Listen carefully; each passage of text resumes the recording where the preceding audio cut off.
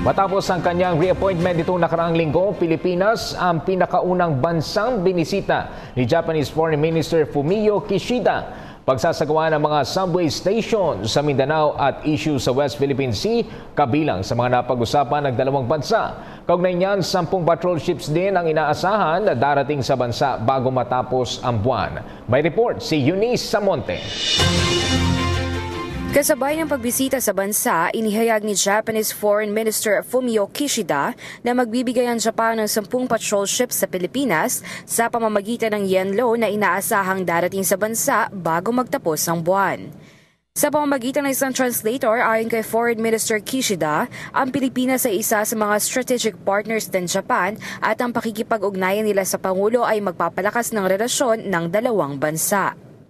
Kabilang rin sa mga napag-usapan ni Pangulong Duterte at Foreign Minister Kishida ay ang ugnayan ng Japan at Pilipinas pagdating sa kontrobersyal na usapin sa West Philippine Sea.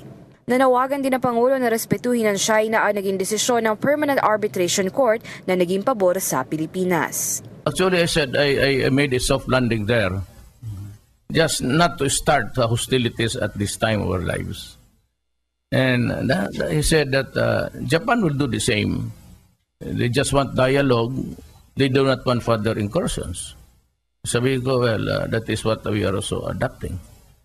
And discuss, maybe we can get together, the ASEAN and Australia. So I have no problem with that. I will attend if it is to the interest of my country. Ayon sa Pangulo, kabilang rin sa mga napag-usapan nila ni Foreign Minister Kishida ay ang paglutas sa problema ng trapiko, kabilang nga dyan ang pagpapagawa ng mga subway stations sa Mindanao.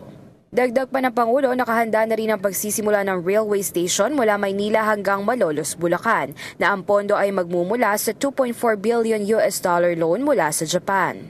Yes, I don't know what is holding up the start.